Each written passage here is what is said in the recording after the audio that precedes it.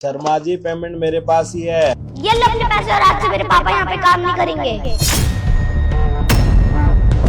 शर्मा जी मैं आपको 1 मिनट में फोन कर रहा हूँ। हाँ जी भाई, क्या ड्रामा चल रहा है? अपनी बच्ची को यहाँ पे लेके आया और ये सब क्या तमाशा चल रहा है यहाँ पे? माफ कीजिए, वो कुछ भी बोलती चली जाएगी, पता नहीं गुस्से में है। इसको हम लेके जाते हैं घर। पापा आप कितना चुप रहोगे? इनसे बोलो ना कि आपको यहाँ पे पूरी सैलरी नहीं मिल रही है। बेटा सैलरी दे दी आपके पापा को। अगर भाई तेरे को नौकरी नहीं करनी तू वैसे मत आना। ये तमाशा क्या लगा रखा? बोल देता ऑफिस में कि मैं कल से काम पर नहीं आऊंगा। अपनी छोटी सी बच्ची को यहाँ पे लेके आया, क्या इमोशनल ड्रामा करने के लिए आया? क्यों आया यहाँ पे? सर ऐसा नहीं है, वो बहुत गुस्से में है। उसका ना हम स्कूल फीस नहीं भर पा रहे हैं, तो इस चक्कर में यहाँ पर आ गई है। तनख्वाह का ना इसको गुस्सा है कि हमको बहुत कम तनख्वाह मिलता है यहाँ पर। हाँ, तो ये सब तो तुम्हें अपनी बेटी को यहाँ पर लाने से पहले सोचना चाहिए था। कंपनी है ये, कोई मजाक थोड़ी है कि यहाँ पर किसी को भी मुंह उठाकर लेकर आ जाओगे तुम। और यहाँ के रूल्स है कि यहाँ पर फैमिली मेंबर्स अलाउड नहीं है, लेकिन तुम अपनी बेटी को यहाँ पर लेकर आ गए। पापा आप कुछ नहीं बोल पाओगे, मैं बोलती हूँ। सर मेरे पापा को 6 महीने से यहाँ पे पूरी सैलरी नहीं मिल रही है। कितनी सैलरी मिलती है भाई?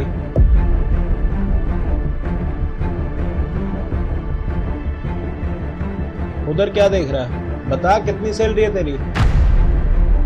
सर 8,000 रुपये महीना मिलता है पिछले 6 महीने से। 8,000 रुपये? जहाँ तक मुझे पता है हमारे स्टाफ में तो किसी की भी इतनी कम सैलरी नहीं है। मतलब सबसे कम जो सैलरी जाती है वो पियोन भैया को जाती है, उनकी भी 12,000 रुपये जाती है। वो मैडम ने बोला था कि कंपनी को ना कुछ लॉस हो गया है, सर का बहुत नुकसान हो रहा है। अब तुम सबको यहाँ पे काम करना है तो करो, वरना आधी सैलरी मिलेगी। अब हम सब तो लोग कहाँ पर नया काम ढूंढेंगे? इतने सालों से यहाँ पे काम कर रहे, तो सोचा कि कुछ महीनों में सैलरी हमारी बढ़ जाएगी, लेकिन बढ़ नहीं पा रही है। और आपको लॉस वॉस हो गया ना, इसी चक्कर में हमारा 8,000 रुपये तनख्वाह दे दी 6 महीने से। सर झूठ बोल रहा है ये। सर पूरी 15,000 रुपए सैलरी मिलती है इसे हर महीने, और इसे इन्हीं सबको मैं 15,000 रुपए सैलरी देती हूँ। अरे हम झूठ बोल ही नहीं रहे, अपनी बच्ची की कसम खा के कहता है हमको 8,000 रुपये सैलरी देती। झूठ थोड़ी ना बोलेंगे। और सर आप एक बात बताइए, ये बोल रहे पिछले 4-5 महीने से इसे 8,000 रुपए सैलरी मिल रही है, तो सर इतना बेवकूफ तो ये भी नहीं है ना। जब सैलरी स्लिप पे 15,000 रुपए लिखा हुआ, ये बकायदा साइन करता है उन पेपर्स पे, तो 8,000 सैलरी लेके ये खुश कैसे हो सकता है? मुझसे पहले तो ये आके आपको कंप्लेंट कर देता ना कि इसको सैलरी कम मिली है। इतना बेवकूफ तो तू लगता नहीं है, और ना तो इतना जाहिल लग रहा है कि तुझे पिछले 6 महीने से यहाँ पे ये 8,000 रुपये सैलरी मिल रही है और तू पैसे उठा के घर जा रहा है। और 7वें महीने तुझे याद आ रहा है कि तुझे पैसे कम मिल रहे हैं, तो तू अपनी छोटी सी बच्ची को यहाँ पे लेके आया। तुझे क्या लगा कि यहाँ पे कोई बड़ा ड्रामा तू क्रिएट कर लेगा, हमारा नाम खराब करेगा? जो हमारी कंपनी के सामने जो ऑफिस है वहाँ तक बात पहुँचाना चाह रहा है छोटी सी बच्ची को लाके। अब थोड़ी देर में यहाँ पे तू कलेश करेगा, उसके बाद तू पुलिस बुलाएगा, कुछ भी करेगा, हम तेरी बात मान जाएंगे। नौकरी नहीं करनी ना, अपने पैसे उठा और यहाँ से निकल जा। इससे पहले मैं तेरे साथ कोई बदतमीजी करूँ तेरी बच्ची के सामने, तो मैं नहीं चाहता कि मैं तुझे कुछ भी बोलूँ, तो चला जा। सर अगर इतना दिमाग होता ना तो किसी कंपनी में अच्छी जगह काम कर रहे होते। ज्यादा पढ़े लिखे नहीं है, तभी तो यहाँ पे गार्ड की नौकरी कर रहे हैं हम। इतना दिमाग नहीं आता हमको चलाना सर। और आप समझ में आ रहा है आपको कोई नुकसान नहीं हुआ होगा, हमें कुछ भी बस बोले जा रही है, और सारी गलती मैडम की लगती है हमको। जब 15,000 रुपए कंपनी से सबको मिलता है तो आप 8,000 रुपए क्यों देती है हमको, ये बोल के कि नुकसान हो गया? तो कुछ बात नहीं है। 1 मिनट, मेरा क्यों नुकसान होगा?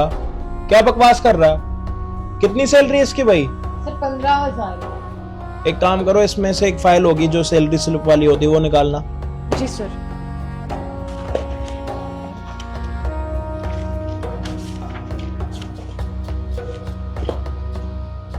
क्या नाम है तेरा? राजा नाम है। 6 महीने से तेरे को सैलरी 8,000 रुपये मिल रही है। दूसरी होगी फाइल।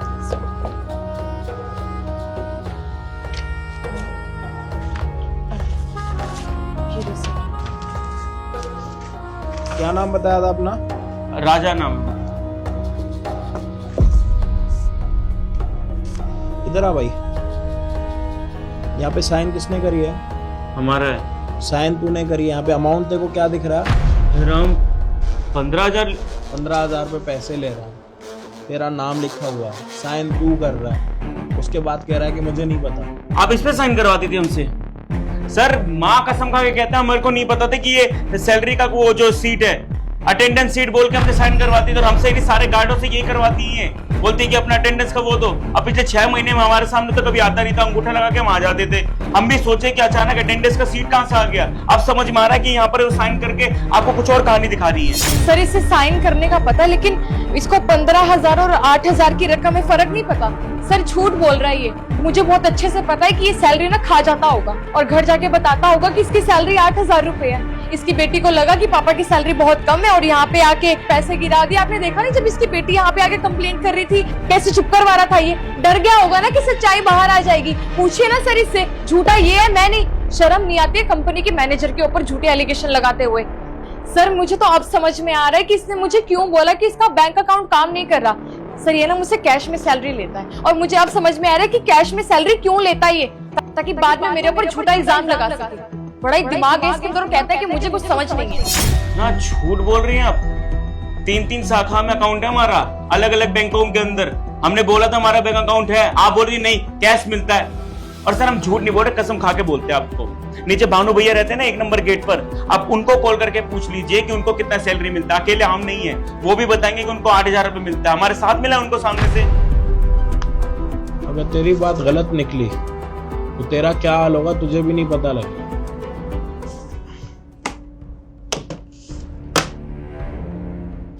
सर कहाँ है इसकी बातों में। एक मिनट। हेलो, ये हमारे यहाँ पे जो सिक्योरिटी गार्ड्स की जो जितनी भी सैलरी, एक बारी किसी से पूछना उनको कितनी सैलरी मिल रही है। एक बारी आप पूछ के मेरे को जल्दी फोन करो। कोई नहीं, मैं अभी एक बारी सीसीटीवी चेक कर लेता हूँ। सर सीसीटीवी क्या चेक कर रहे हैं आप? सर उसमें पता थोड़ी चलेगा मैंने कितना कैश दिया है। उसमें तो बस यही दिखेगा ना कि मैंने कैश पेमेंट की है। सर इन सब का कोई फायदा नहीं है, मैं तो कहती हूँ आप।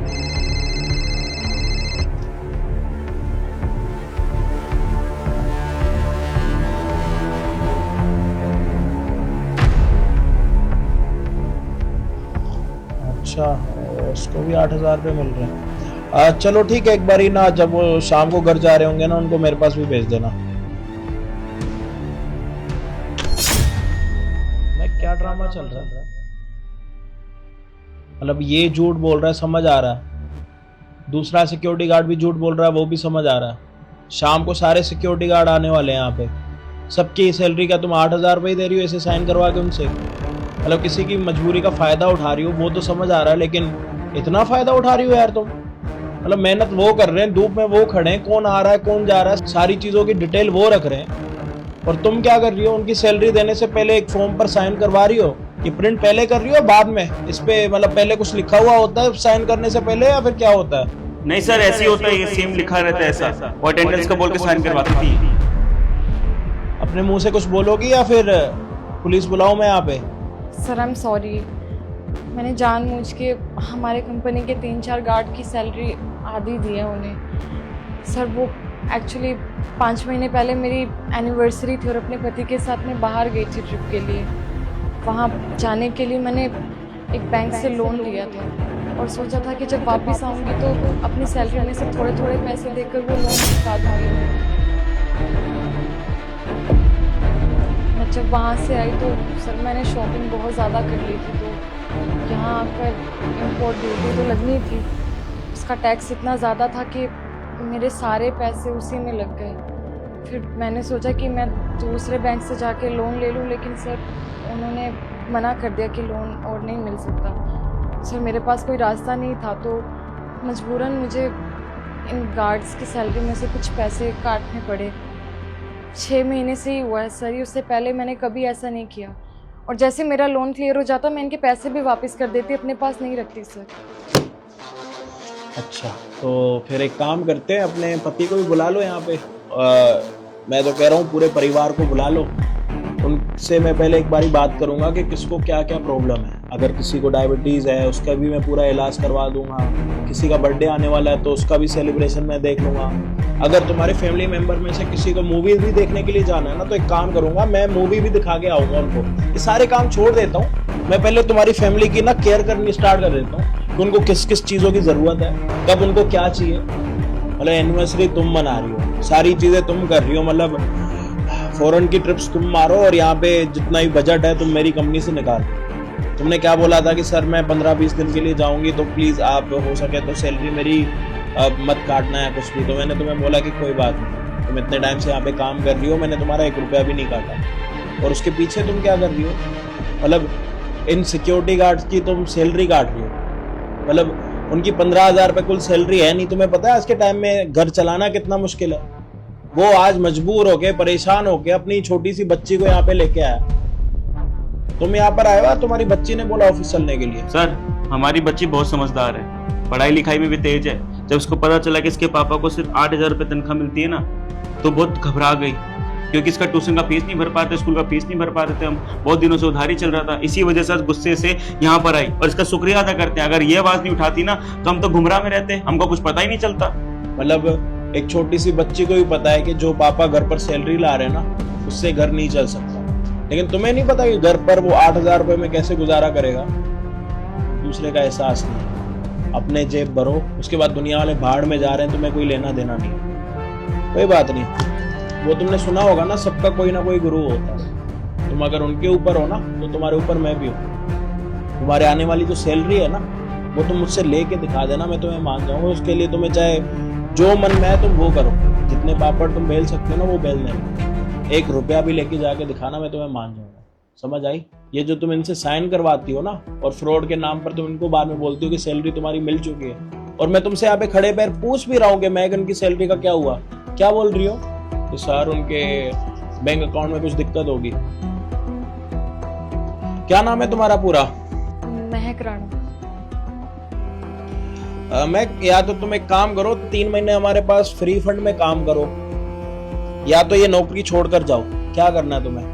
एक गलती हो गई, मैं दोबारा ऐसा कुछ नहीं करूंगी सर। मैं इनके पैसे भी वापस लौटा दूंगी। ठीक है, तो एक काम करो, नौकरी छोड़कर जाओ।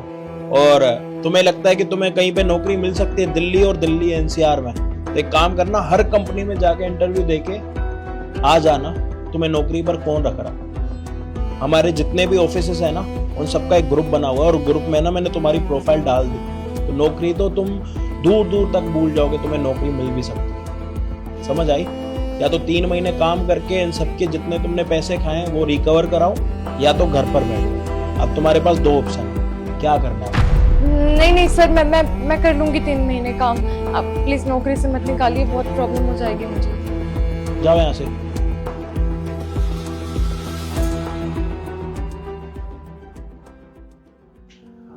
भाई पिछले 6 महीने से तुम्हारा जो भी नुकसान हो रहा है मुझे उसके बारे में बिल्कुल भी नहीं पता था।